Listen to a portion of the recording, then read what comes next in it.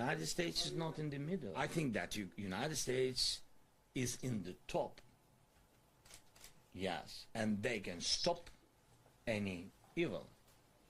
And they, in this case, they have to be on the side of us because they attacked us and occupied us. So we are right, and they are not. No compromises in this, not between, on our side. I think it's important. The United States is not. And that's President Zelensky talking about the United States for just a moment here, just a couple of days ago. In fact, I believe it was just about the 13th, so a couple of days ago. And he's right. The United States can stop any evil if the United States has the will to do so. And that's the kicker, is does the United States have the political will to stand up in the face of evil?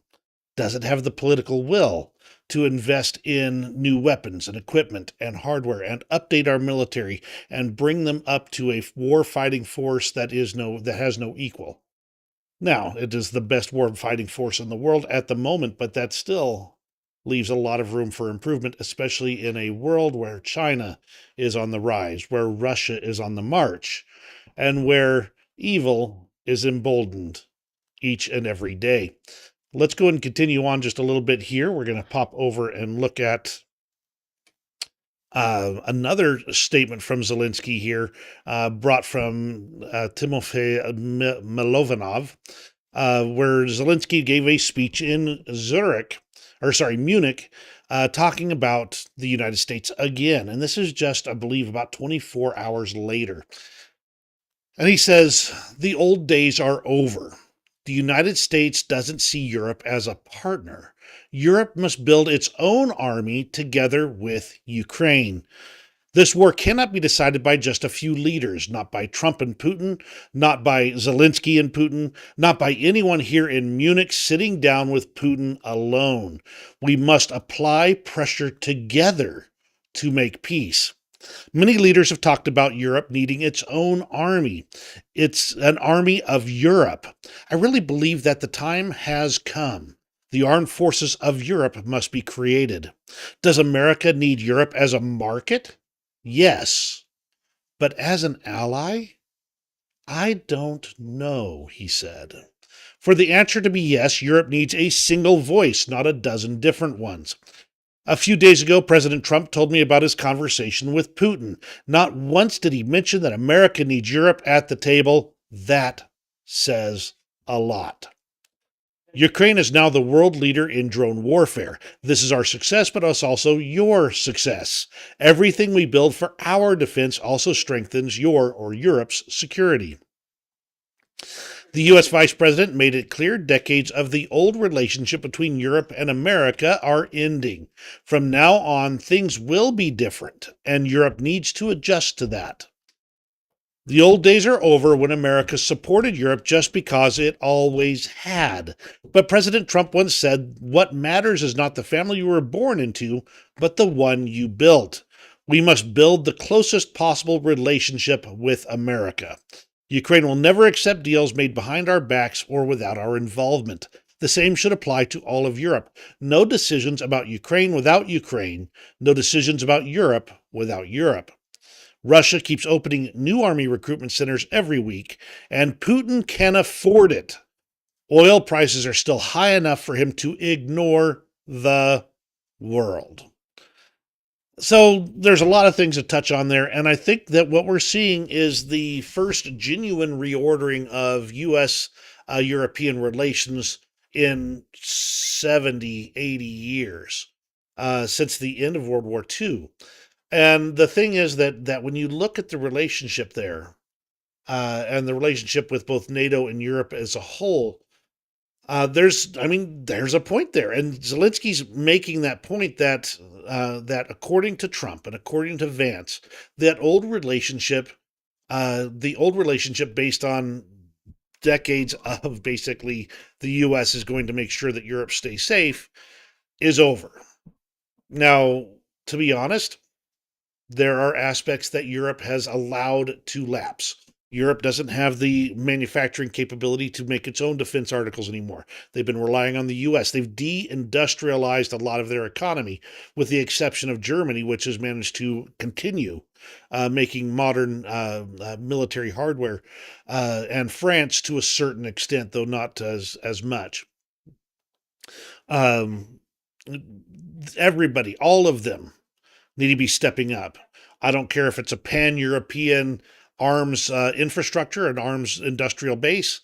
I don't care if each country starts getting their best boffins and their best scientists and their best designers and engineers and their best soldiers all together and start designing the best equipment for their country, or some combination or hybrid of each one. But the days of the U.S. being the sole guarantor of Europe's security at this point in time are over. And this is where the relationships stand. The fact that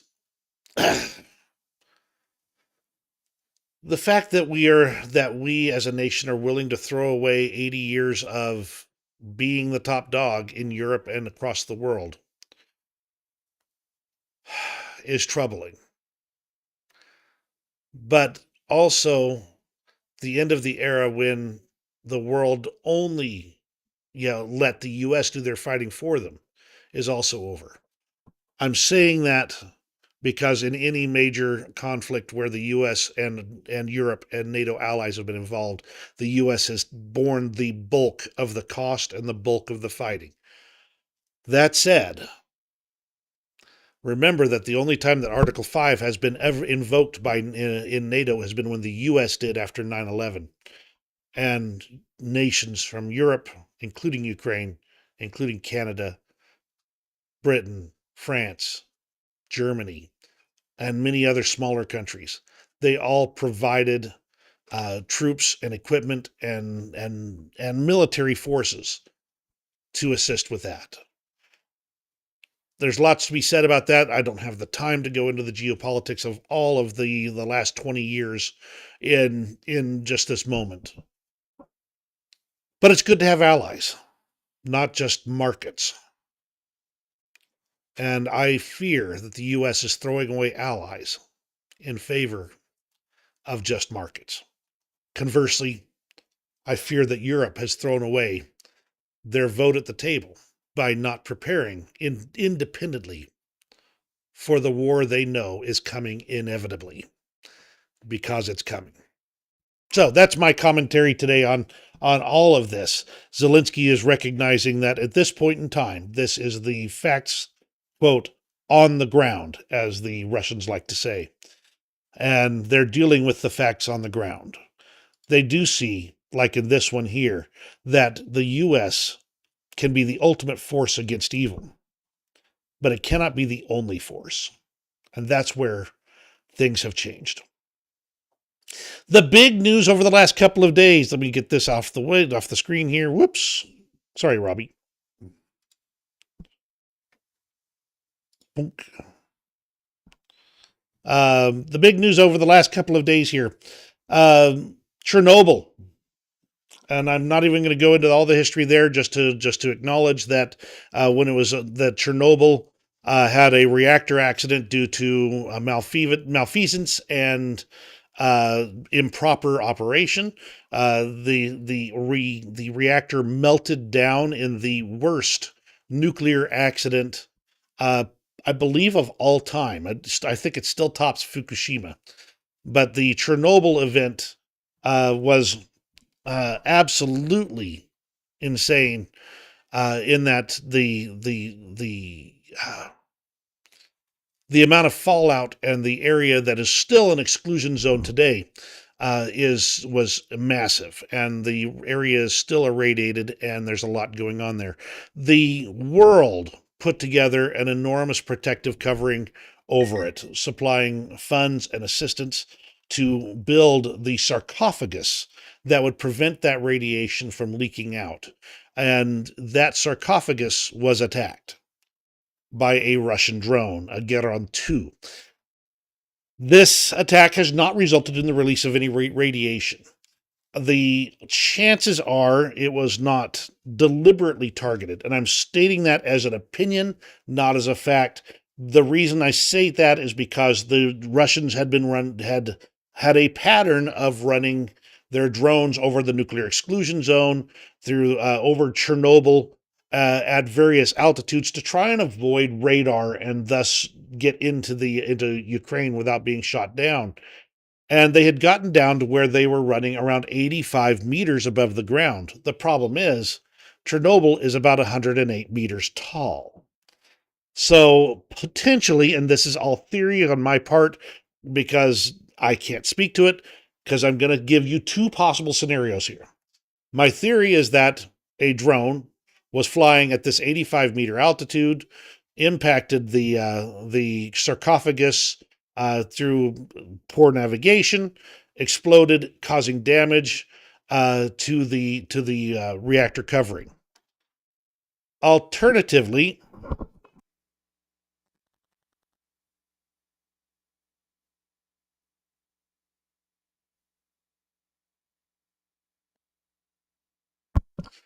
sorry about that. I had to deal with some noise on this end here. The other option, and gets into the conspiracy theory-ish type thing going on, is that this was deliberate. This was done at the height of the Munich conference. This was done as European leaders were meeting. This could have been done deliberately under the guise of being an accident, to push the nuclear rhetoric over to the next level, to show that Russia is not willing to is willing to toy with nuclear annihilation, even in this fashion, causing havoc and destruction across Europe by simply targeting known facilities such as this one. A message to Europe, meaning don't screw with Russia, because we will absolutely get into these types of events here. We will cause nuclear annihilation, even with your own nuclear facilities. This is so. If you're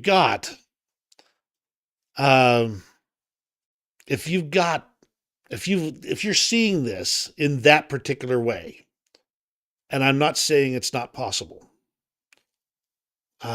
this is a lot scarier than a lot of other options. And if that be the case, if that second option is the case, the world cannot afford to allow Russia to stand, because they've got a madman effectively running the show.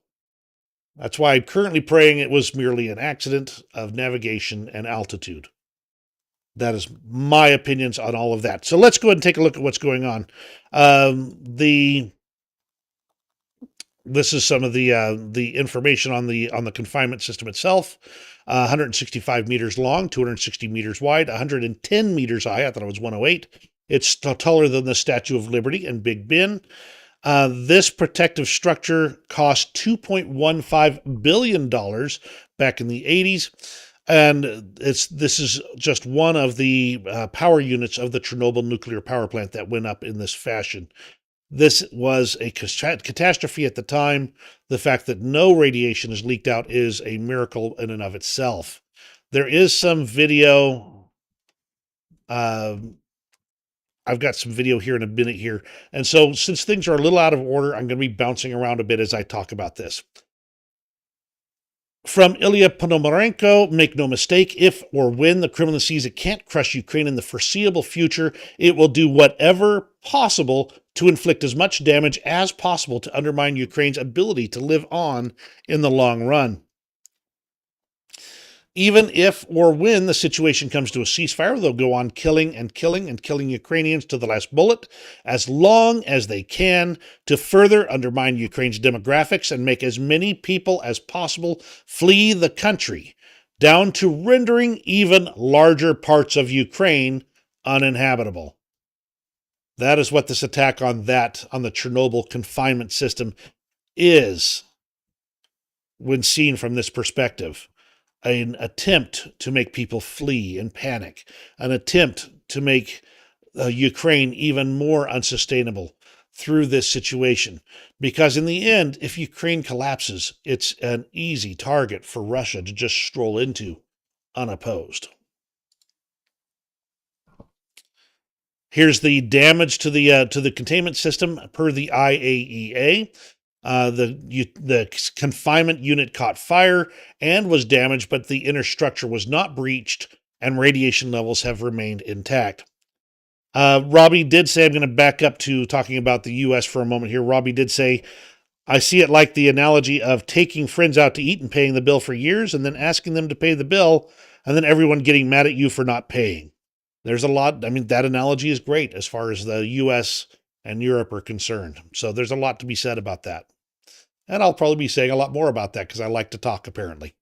But this is the damage to the unit. It looks like it was still on fire at the time. Overall, we're looking at this attack right here. Now, I mean, it's hard. Russia is deliberately escalating the situation right as the talks have been going on and the potential for talks has been going on because Russia wants to be seen as chaotic, unpredictable, Trump-like. And this is one of the unpredictable things that ratchets it up that they're saying they want to use, or at least that they imply they want to use in order to get the West to back down, get the West to accept their terms even more. And we'll be talking about that later.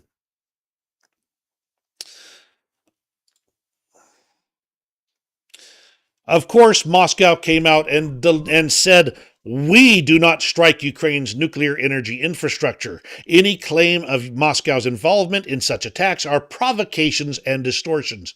And as we all know, Russia never lies. Except for all the time.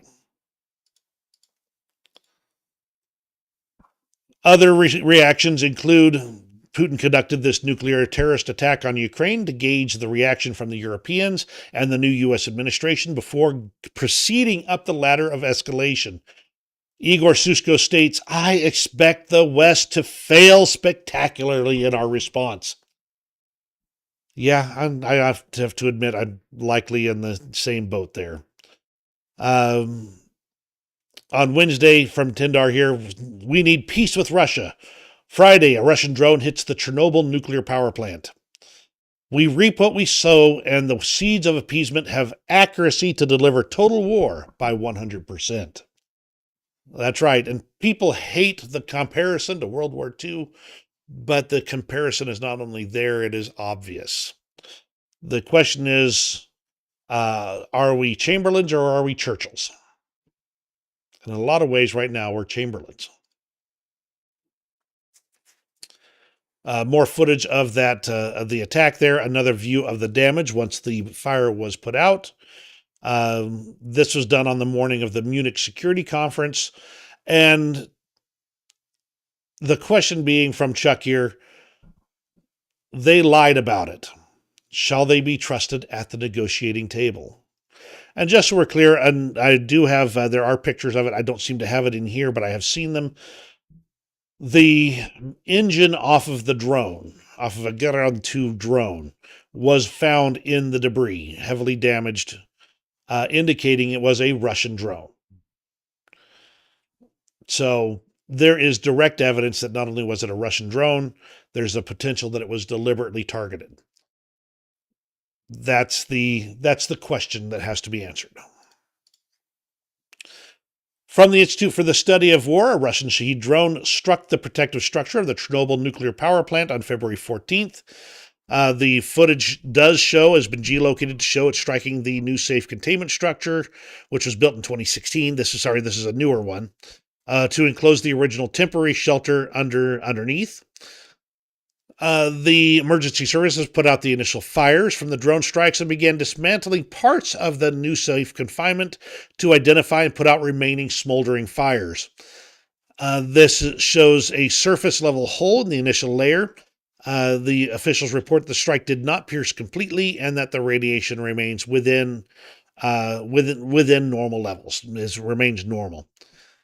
President Zelensky described the damage as significant, and stated that the drone was flying at only 85 meters to avoid Ukrainian radar detection.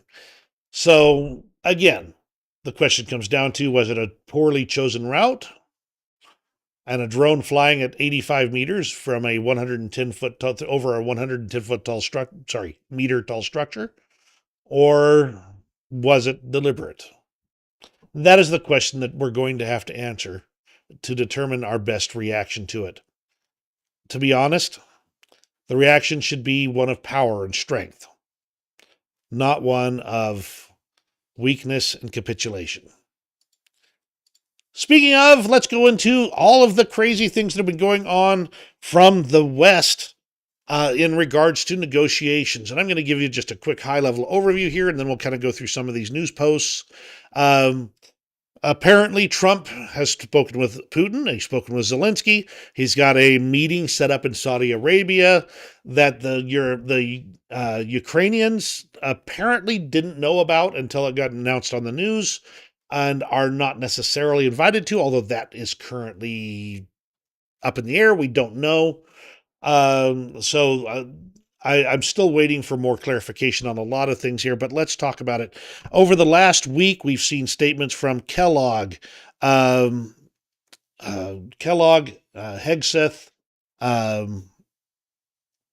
Rubio, the Treasury Secretary, whose name is escaped, Bessent, that have ranged all the way from the U.S. is committed to supporting and sustaining Ukraine. We are going to give them more weapons, more hardware, more equipment, and we are going to force Russia to the negotiating table, all the way to a statement from Trump and Hegseth, basically starting the negotiations from the point of the current lines as they stand in Ukraine are the ones that we might as well just acknowledge as being the facts on the ground, and that's where we're going to make the line effectively. And these statements by Hegseth and Trump are the negative ones in particular. The other statements have been the positive ones. So we've got mixed messages coming out of the U.S., and not just a little mixed. Different officials saying wildly different things, all within hours or days of each other. And therefore, the question has to be asked, do we even know what the U.S. position on Ukraine is at this point in time? I'd contend that we actually don't know. And now some will contend that this is a negotiating tactic. This is to bring Putin to the table so they can lay out a deal that Putin will have to sign that will be less favorable to Putin. Others are saying that this is intended to put a deal on the table that Putin has everything that Putin wants, that Putin is going to have to say no to because he can't afford to stop. And therefore, he's going to say no, and that's going to put it all on him, and then we're going to arm Ukraine to the teeth. Is it 4D chess? Is it checkers? Or is somebody flipping the board? We just don't know. But let's go through a lot of these news posts here. The U.S. Treasury Secretary said, we need hold on a second. Sanctions on Russia, weapons to Ukraine. Going beyond the headlines, this is what the U.S. Treasury Secretary said today in Kyiv. We need hard sanctions on Russia. The G7 only set aside $50 million. That's not nearly enough. We're working to get $300 billion and bring that money to the U.S. so we can use it to fight back and buy weapons. And Scott Bessent says this is his first official trip abroad and sends a clear signal that Trump's team wants to end this war. And Trump will do whatever it takes. This deal will send a strong signal to Russia. We share common values and a commitment to security, and we're ready to boost our economic ties with Ukraine even more. So this is Scott Bessent in a visit to Ukraine.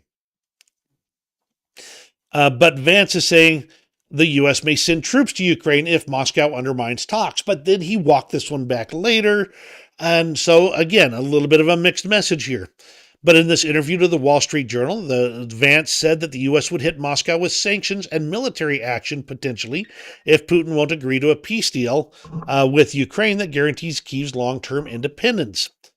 He said there was even the option of sending U.S. troops to Ukraine if Moscow failed to negotiate in good faith. And there are economic tools of leverage. So this sounds like a fairly decently powerful message. I'm going to mute my work phone here, so bear with me a moment.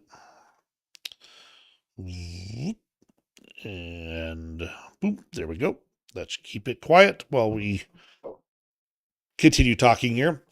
But again, he walks back a lot of this statement later. At the Munich Security Conference, he says, "You win wars with weapons, and the West doesn't make enough weapons.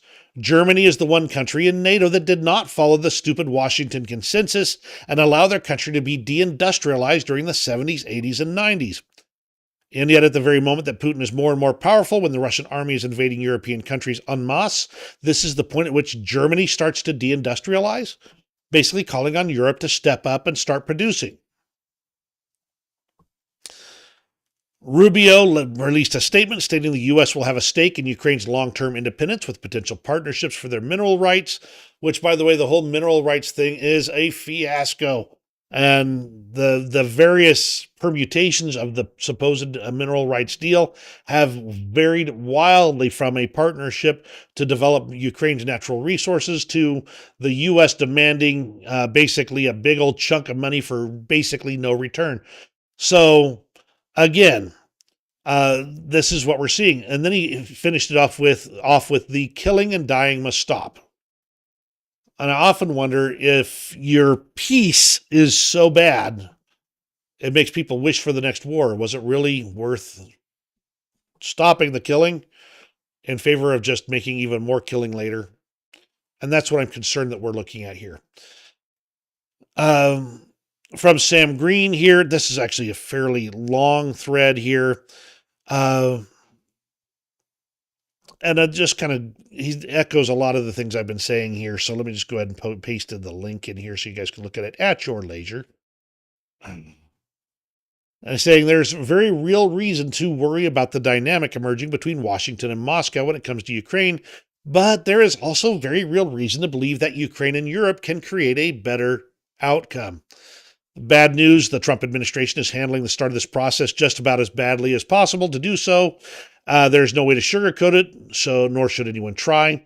The lowlights are Waltz and Kellogg spent weeks talking up a strategy of maximum pressure, but Trump threw that out the window by announcing unconditional bilateral talks with Putin. The second one is insisting Europe would have to go it alone on a peacekeeping force in Ukraine, which that was one of Pete Hegseth's comments on that. I think Europe should be prepared for that, and they're going to have to get serious about it. And the third one being that Kellogg was being sidelined by the White House and pulling the rug out from under the European efforts to build bridges to the new administration. So a lot of bait and switch here, a lot of concerns about it. But there's a lot going on here, is what I'm trying to say. He talks about an acceptable deal to Putin, what the sanctions relief, the no Ukraine and NATO, and wants Russia in control of escalation and to neuter Europe. There's a lot of things here, but Trump has been calling for European peacekeepers in Ukraine. And this is just a long thread, and it touches on a lot of things here. There's low points, there's high points, there's parts that we can have positive feelings about, and others where we just have to sit there and wonder exactly where we're at. As far as Putin being emboldened, according to Pete Hegseth, he's going to declare victory no matter what. You can sort of expect that, no matter what the outcome is. Thankfully, the bravery of the Ukrainians and allies defeated Putin from achieving what he wanted, which was all of Ukraine.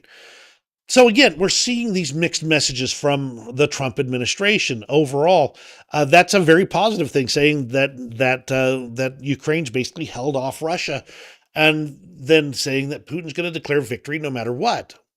That's true. It wouldn't matter what the outcome was. Putin would claim it was a victory.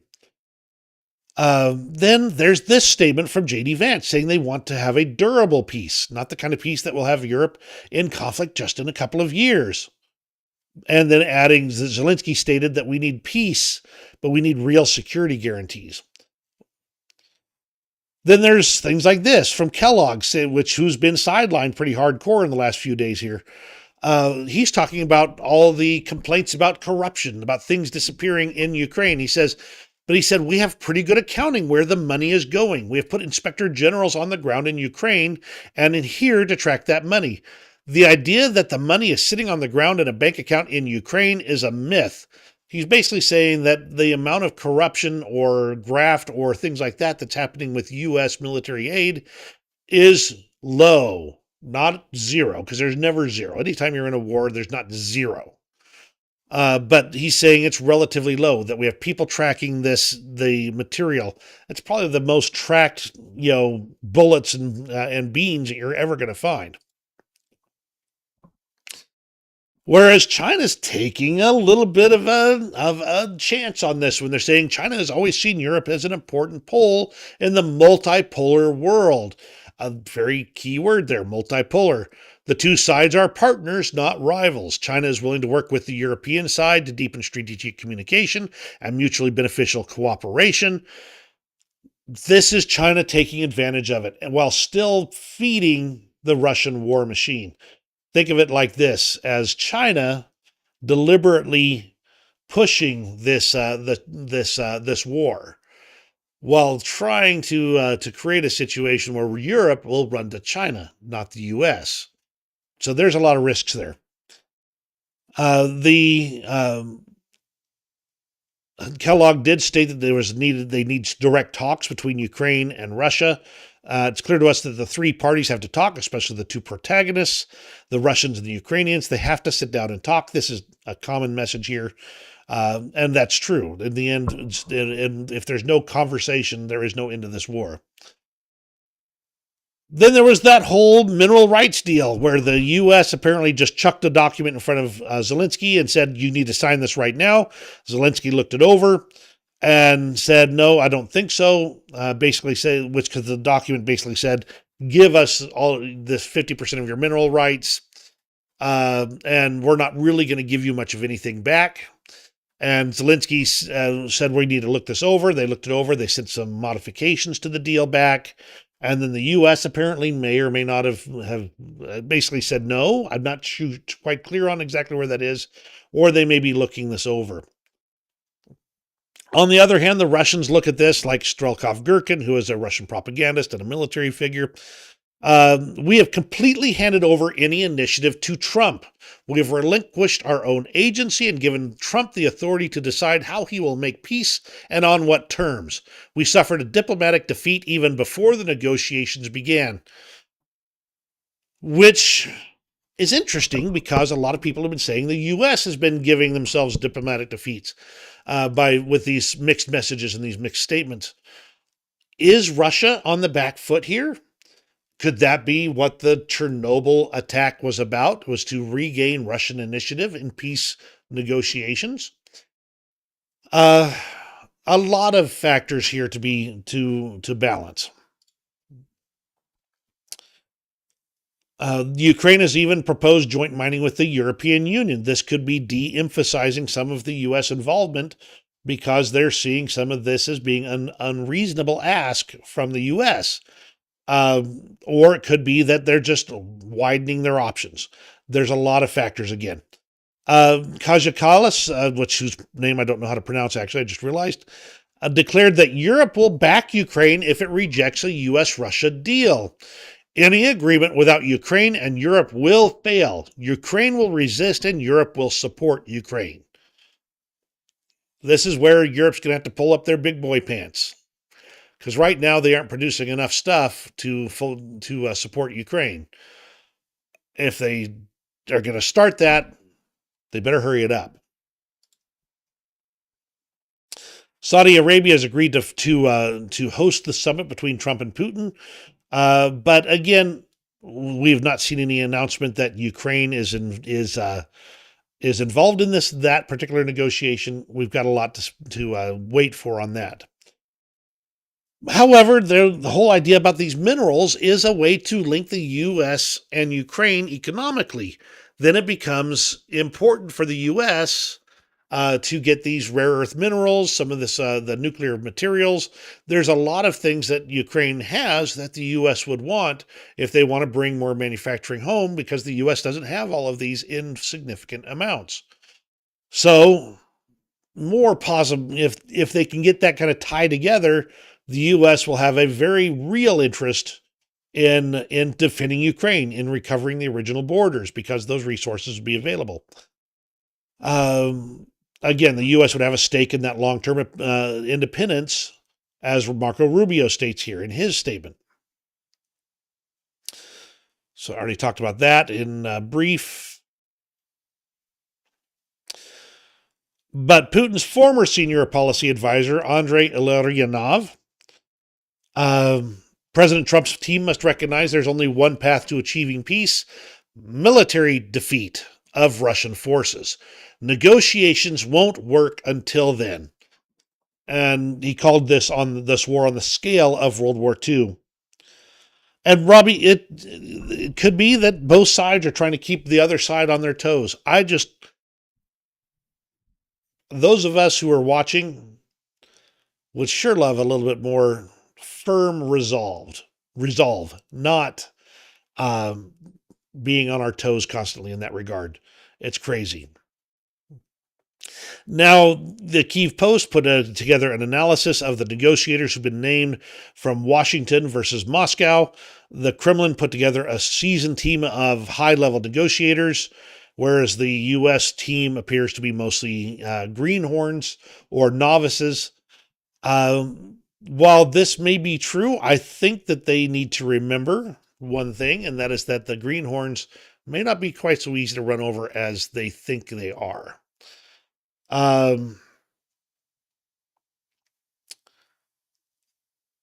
Much as I would love to be able to say that I absolutely have confidence the U.S. is going to railroad Russia into a peace deal that's good for Ukraine, the truth is that I don't know. There are aspects of this that have the real potential to really catch these veteran negotiators who still think they're dealing with the old United States off guard. But on the other hand, you can't replace mature and intelligent negotiators with wildcat ideas if they are not that easily rattled. So there's a lot of things to worry about here. This could potentially be the biggest risk in world history. And it could upend everything. Trump's even called for Russia to rejoin the G7, making it in the G8 again. And this is just yet another place where, is this carrot? Is it stick? Is this more being wild for the sake of being wild, keeping people on their toes? It's insane. Then here's J.D. Vance walking back his comments. He's saying that about possible U.S. troops in Ukraine, saying that it doesn't advance American interests. But if there were, say, resources that should be protected, that would be America's interests. So take your pick on which roller coaster you want to get on, but it's going to be a roller coaster ride. And in fact, this whole section on the negotiations and the deals and everything going on around it was literally a roller coaster from positives to negatives to in between to shifting positions, shifting alliances, changes in the world overall.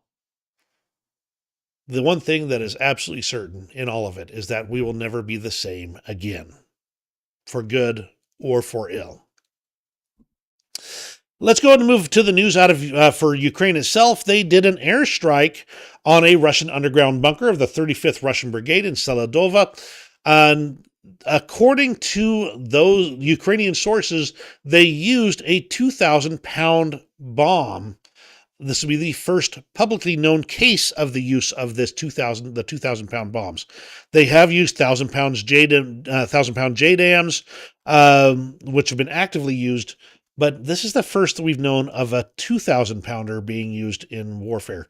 2,000 pounder is going to be a little bit less than 1,000 kilos, about 920 ish, I think, is the number. For those that need to, that weigh them that way. That's a big kaboom, is what it comes down to. Zelensky said the U.S. and excuse me, said that they're not, the U.S. and Trump aren't ready to discuss Ukraine and NATO, and says if they cannot join NATO, they need an army of 1.5 million people. And I'd say that's a minimum number, not a maximum number. On a more positive note, Ukraine managed to get 8 more of their children that were kidnapped from Ukraine back from Russian-occupied territories, with these children who are separated from their families being returned at last. So that is wonderful news. At least it's a positive note to move on. Let's go ahead and move on to the news out of Russia itself, and we've got some weird news here. This originally came from MSN. But now it's the new voice of Ukraine, so there's so the sourcing on this is kind of unusual. I don't typically trust MSN for a variety of reasons, but if true, this could be really significant. Russia's begun withdrawing their air defense units from Crimea, according to a guerrilla group in Crimea itself. The withdrawal of air defense from Crimea indicates that Russia doesn't think they can hold against Ukrainian airstrikes, either drones or missiles. And thus, they're just going to go ahead and redeploy those units to where they'll have better use. They could be moving them to, say, Kursk or other parts of Ukraine. But pulling them from Crimea is the first sign that they don't think they can hold Crimea, the first real big sign.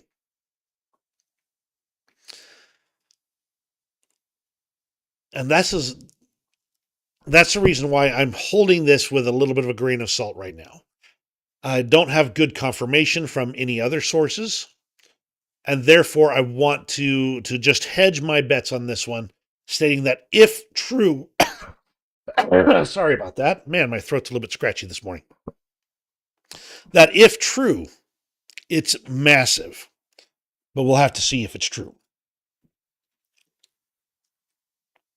Russian military pilots are reportedly panicking after a series of high-profile assassinations were carried out on Russian territory, specifically because their information has been leaked to the Ukrainians on who has carried out the names of the pilots who carried out strikes on Ukrainian civilians, including names, surnames, ranks, social media profiles, photos, and all of this information is posted on the public internet, right down to the addresses of their families. This is exposing them to potential assassination, for the destruction of their homes and their families for their actions against Ukrainians. So interesting, and we will have to see what happens with that. Russian oil companies are preparing to start forced production cuts as they are unable to sell millions of barrels of oil, according to 3 oil executives and 10 traders. So a lot of the volume is down of their exports, in fact, down 17% from a year earlier. And the cost has risen 5-fold to transport Russian oil.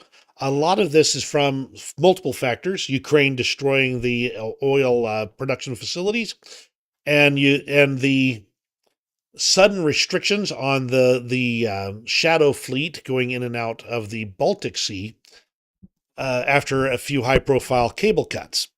Now, here's the thing. If Russia wanted to protect that export route, they wouldn't have used their ships to cut communication cables and power cables. They'd have left that area alone, so they wouldn't have had a reason to have that area cut off. But, long-term planning is not a strong point of Russia. A lot of this is more talking about the hits here. The Ukrainians have hit Ryazan, Volgograd, and Astrakhan refineries with potential weeks or months to restore that capacity there, potentially even longer, depending on what they hit. On the other hand, the Russians, we talk about, it's like I said, it's a roller coaster here. The Russian troops on the front are often having to gather rainwater contaminated with soil and don't have good filtration methods to make it clean and safe to drink. How can this be the military still gaining ground in Ukraine? And the only answer to that is that they are throwing everything they have at Ukraine at this point in time to try and maximize the amount of gains that they are getting before negotiations potentially makes them stop. And more attacks on oil refineries. The Ukrainians struck the Andreapol oil refinery station in Tver, Again, any strike on this is a huge blow to Russia's ability to fund the war. Now, this one, it's coming from Dmitry at War Translated, who typically has good, accurate information, but it's directly from the Ukrainian intelligence services stating that they destroyed 2 advanced radar systems near Moscow.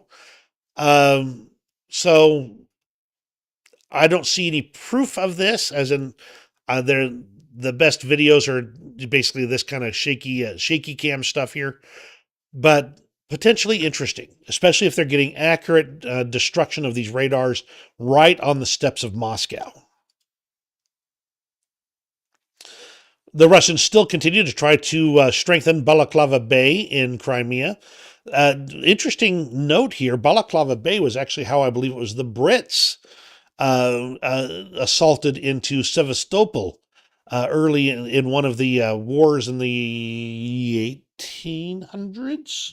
I'm way going off of memory on this one, so don't quote me for absolute accuracy, but I'm 99% certain that a British fleet anchored in Balaclava Bay and marched overland to take Sevastopol port because the port itself was blocked by a Russian blocking ship, as in there was a sunk ship in the port to prevent them from going straight into Sevastopol. So just interesting here, the Russians recognize that there are risks with not protecting this particular bay. Interesting. Ozzy, glad to see you here. Thank you for joining. But so they're putting additional measures in to protect it. From the UK's Defense Intelligence Update, in January 2025, Russia launched approximately 2,400 drones, which surpassed the December 2024 number of 1,700 as anticipated. Russian strikes primarily targeted energy infrastructure as well as military targets, which is unusual for Russia on the last one. They typically mostly target civilian targets. And that's the news out of Russia itself. Let's go talk about some more international stuff before we get to the front lines. Germany should recognize Russia's war against Ukraine as an emergency for its own security. And as I would like to say, about freaking time, Schultz, get your butt in gear. Come on. We're 3 years in. You should have recognized this emergency 2.5 years ago, if not 3. Come on. Chancellor Schultz said he agreed with President Trump that the war in Ukraine should end as soon as possible, but he noted that the defeat of Ukraine will lead not to peace, but to the opposite. The Bundestag should, as soon as possible, pass a resolution on the classification of the war in Ukraine and its serious consequences for the security of Germany and Europe as an emergency within the meaning of their constitution. This means that our support for Ukraine, which today is more important than ever, will no longer take place at the expense of other tasks that our state must perform in relation to its own citizens.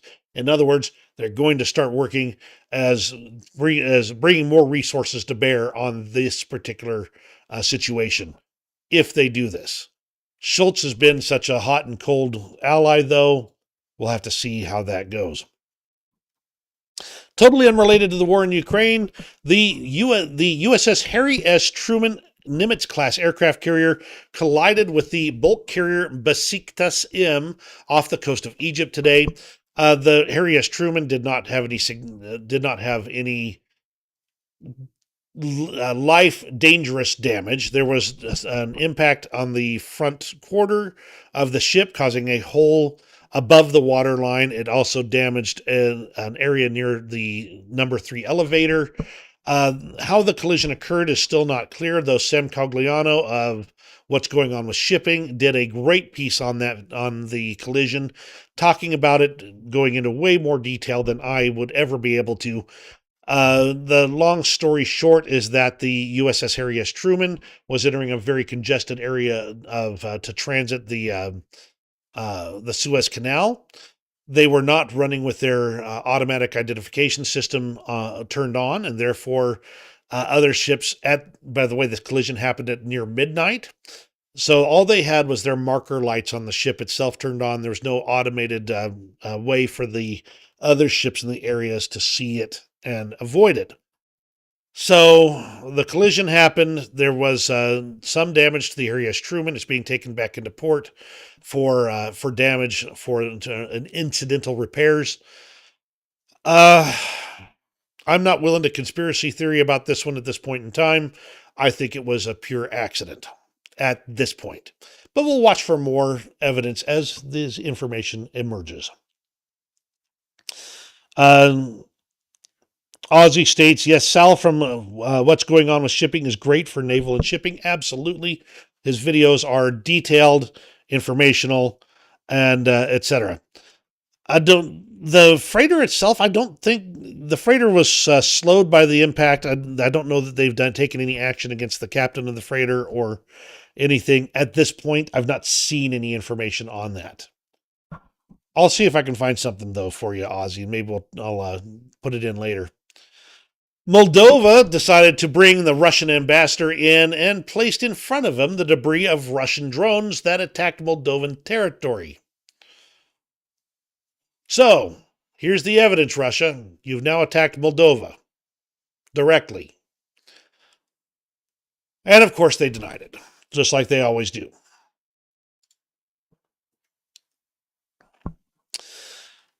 Other interesting information. Latvia, Estonia, and Lithuania cut themselves off from the Russian power grid, and then they reconnected to the European electricity system. This is a great move for these countries because now there's no way for Russia to blackmail them with energy. They can get their energy directly from the European grid now. Interestingly, this almost cuts off Kaliningrad. I don't know that there's any lines to Kaliningrad that go from Russia that they'd be able to get power to Kaliningrad. So they might be getting their power from Europe as well at this point. Then from Anton Herashchenko, is Putin failing in relations with India? And there's a lot of good information here. You'll only be able to see some of it because the picture's too big. I'm going to summarize a bunch of it for you. The Indian Prime Minister arrived in the United States and met with President Trump. The results of the talks are, quote, close to sensational.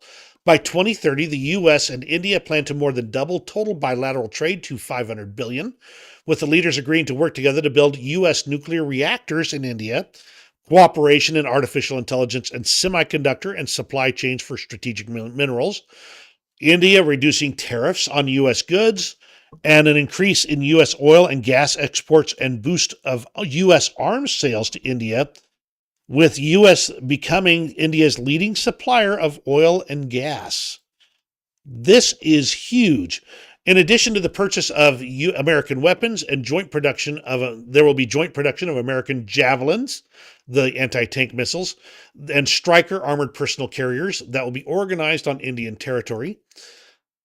Now, India, there's some reference here. India is China's main rival in the region, but had been fairly tight with Russia for quite some time.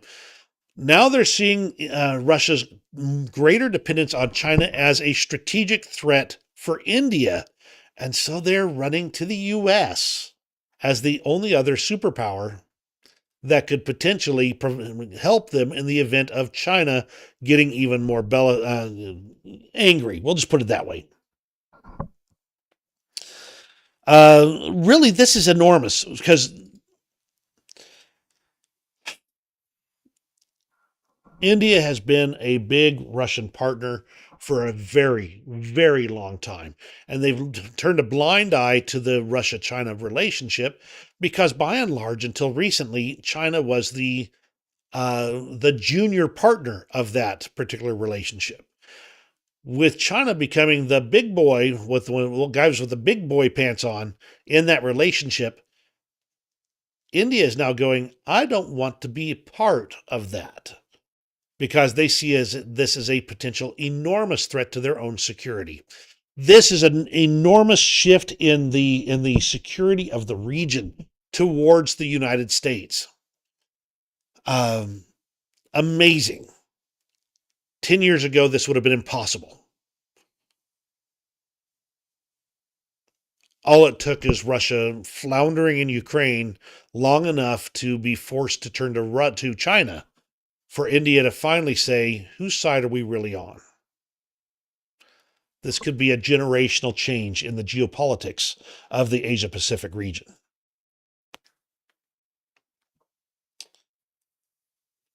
Oh yeah, the Baltics are building a rail link to Poland as well. I did not remember to mention that. Thank you, Ozzy. As always, always love having you here because you bring so much good information. The German company Helsing will produce 6,000 HX-2 strike drones for Ukraine. This drone was unveiled in 2024 and currently in partnership with Ukrainian industry. They've already been delivering 4,000 HF-1 strike drones. So this is good. This is great news for Ukraine. The addition of more drones is always a good thing for Ukraine. Yes, you're correct, Ozzy. The U.S.-Pakistan relationship kind of getting a little bit sour would definitely help with U.S.-India relations there. Pakistan has been a thorn in India's side for a long time. This is enormous. The whole Asia-Pacific region is shifting before my eyes. So we will have to see how this goes. I think in the end, I think that if Iran tosses off its current Islamic government, we could see a 100-year shift in the region. Iran used to be an ally of the U.S. And there's been there was a lot of water under that particular bridge. If Iran became an ally once again, that whole region is up for grabs for the U.S. Toss in Pakistan, where things have gotten a little sour, but gives us India. And really, this could be a 100-year event here or longer. Norway is allocating an additional $107 million to strengthen Ukrainian air defense. All well and good. They are saying that these funds are going to go towards air defense systems built in the United States through this jumpstart mechanism. So they're buying U.S. weapons for the U.S. That's good news. Europe could provide 25,000 soldiers for deployment in Ukraine, but at least 120,000 are needed. Yes, absolutely true. But the EU and NATO officials are saying, or sorry, the military officials are saying, unless they're allowed to use heavy weaponry, this would be ineffective.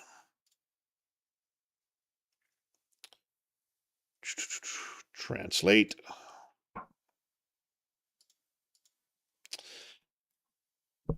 Interestingly, Russians in Poland were posting advertisements to join the Wagner PMC, the Russian PMC.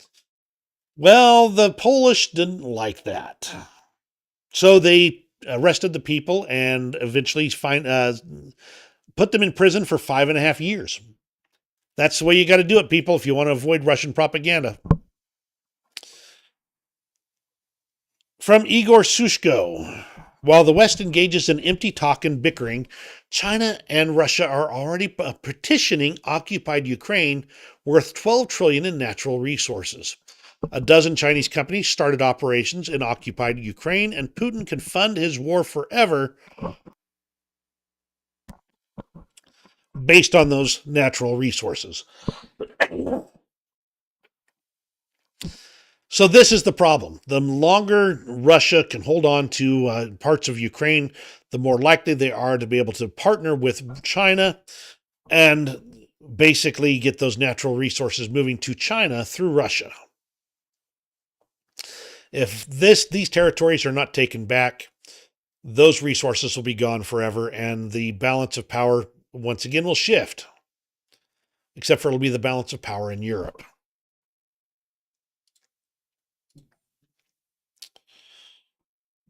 The Air Force General Breedlove, a former Supreme Allied Commander for Europe, stated, "We have been purposely slow at training F-16 pilots. We didn't want to do it quickly because that might actually affect the war. We in the West are morally and intellectually incapable of conceiving a defeated Russia and a defeated Putin. We could be training more and we could be training faster." This is the results of the escalation management of the previous administration. This needs to change, but will it? And finally, just some commentary from Tindar here. When he proposed the idea that Europe needs to ramp up its production for Ukraine, that this did cause a major uproar. Tindar stated this, that there's well knowing what might happen if we Europeans sit idle. History is full of examples that when matters are not taken into your own hands, others will certainly do, and you will be condemned to watch how others dictate the fate of your lives. In the face of evilness, inaction will always lead to greater suffering. Appeasement only leads to war. It is a constant in life, and it will never change, no matter how hard we wish the world to be different. And that's the situation over in the international front. Let's go ahead and talk about the front lines for a bit here. The lines have stabilized once again, but there's some interesting changes in, shall we say, momentum. Ukraine managed to make some additional efforts in the Kursk area here.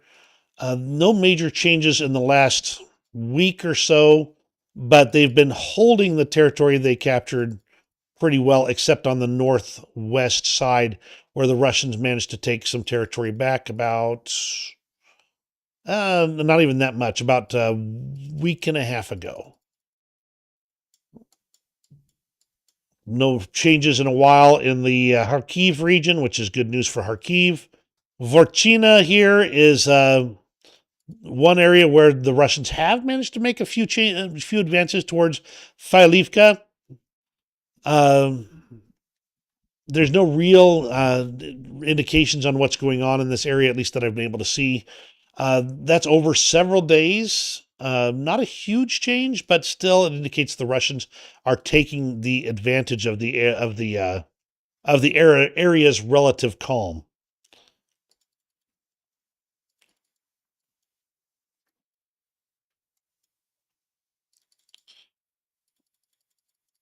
Okay, let's see. Now we're getting to the kind of interesting areas here. Okay. Russia managed to make some additional advances. Yes, thank you. I know that's occupied. In the Baranivka area here. But it's been a few days. They've actually stabilized the lines here again over the last week. It's just been that long since I've done an update that those changes are apparent. All right, here's probably the most interesting one over here near Pokrovsk. The momentum near Pokrovsk seems to have changed and changed markedly. And I've got, I think, a little bit more information on that. This is the lines as of the 8th. That'd be, since today's the 15th, that'd be a week ago.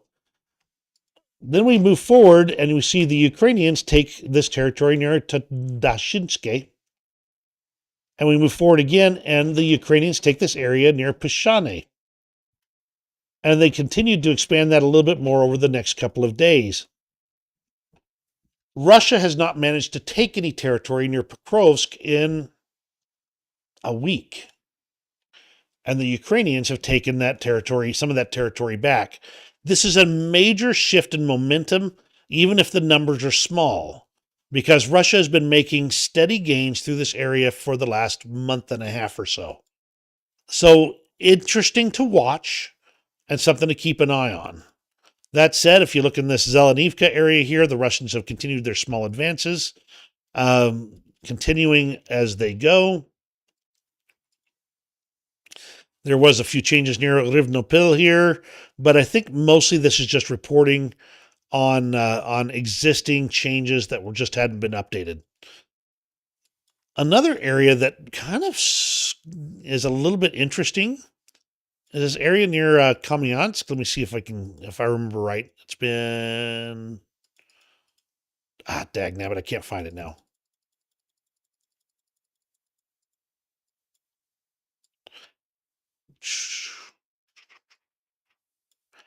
Seems to me, and I'm going off of memory here, so bear with me, that there were some changes in this area near Zerbyanki and Kamyansk, where the Ukrainians took back a small bit of territory as well. I'm not reading too much into that one, but just kind of FYI. The Ukrainians raised a flag over to a mine in Toretsk. The Russians had put a flag there as well that the Ukrainians blew up. They've been going back and forth with competing drones. This is not a real change in territory so much as the two sides count and coup a little bit on who can put a flag up there. It's been going back and forth. The general situation from Morganzo's side is a little bit more rosy for Russia than normal. I'm not seeing what they're reporting here in the Donetsk front as being quite the accurate statement. But overall, the long story short is that there were no major changes in the lines. The Ukraine control map does note pretty much all the changes I mentioned to you. In Zaporizhia, there was this one section that I was kind of talking about. In fact, here it is, near Kamyansk, where the Ukrainians managed to advance some. This was as of 4 days ago. There's been no reports that the Russians have taken this back. It's just not. It's a small section right here, about 4.85 square kilometers. 4.85 square kilometers. And then finally, Pokrovsk, which we kind of talked about briefly. The Ukrainians seem to have the counteroffensive going in the area, at least at the small scale. With them capturing more of this territory over the last week. This is, like I said, a big change in the momentum in the area. Russia cannot keep the pressure anymore and is forced to downscale its offensive efforts, with Ukraine then exploiting this by counterattacking in many places along the sectors. So interesting, again, the Russians continue to keep moving forward. I kind of mentioned a couple of areas where they've done kind of surprise pushes. But Ukraine fighting back in some areas that are pretty important, with even Zelensky stating on yesterday that the situation in the Pokrovsk direction has improved in recent days. We are more confident there than we were before. So interesting. That's the situation on the front lines. There's parts to be cautiously optimistic about. There's parts to be cautiously pessimistic about. The overall situation, though, is not a stalemate, but it's one where the creative use of military forces is resulting in opportunities to be exploited. And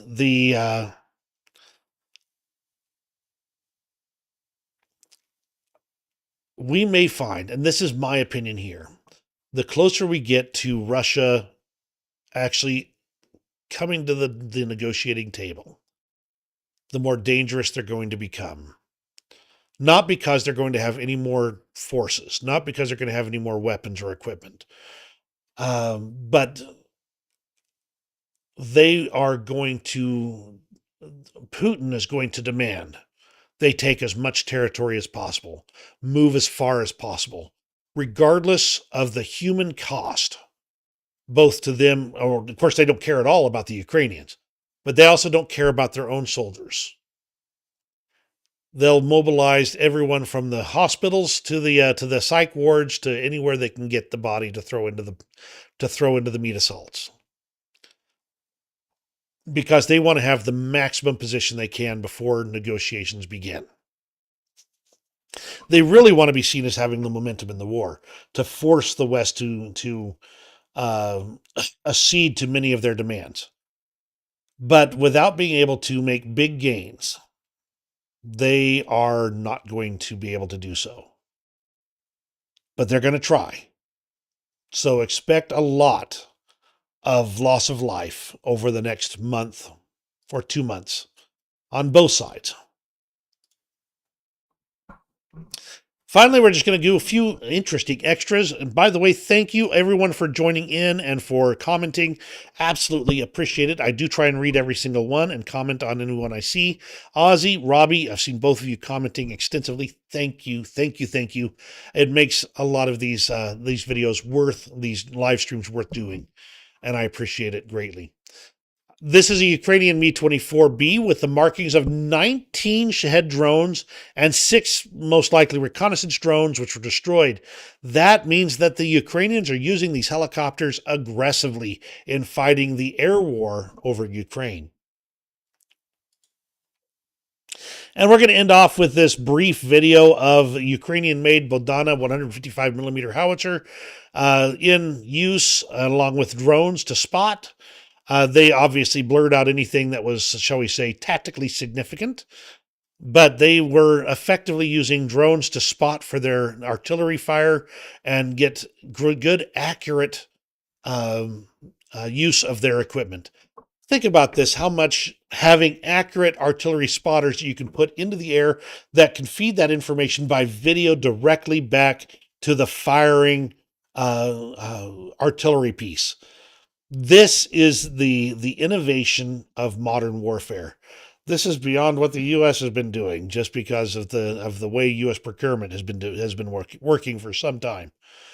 This is them effectively combining the drone warfare with classical artillery warfare. Amazing work, and good to see the Ukrainians making the most of their newfound abilities in war. And that's everything for today. Thank you again for joining me. Always glad to have you here. I will try and look up some more information on what's going on with that collision with the Harry S. Truman. Hi, Cat. Please don't get in the middle of my stuff right now. You look like you're about to... Okay, thank you very much. You've gone back up there. Anyway, I will try and find more information on the Harry S. Truman, see if there's some updates that maybe I can get on for the next one. But otherwise, thank you again for joining me. Y'all are awesome. I'm going to thank my family today because since it is Saturday, they are all home and they have been delightfully, shall we say, supportive of me doing this live stream. Because understand, in another week or so, I'll be back into my home office upstairs where I can kind of close off the world and they can make all the noise they want.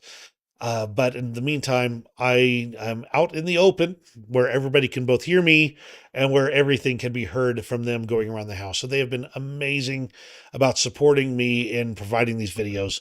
So thank you to them as well. And Robbie, thank you for thanking my family as well. Ozzy, thank you as well. Glad to still be on board. That's challenging times. We may find the end of this war sooner than we expected, or we may find this war escalating. Either way, I want to be on the side of truth and justice and righteousness. And on that note, thank you. You have a great night, and we'll see you on the very next live stream as soon as possible.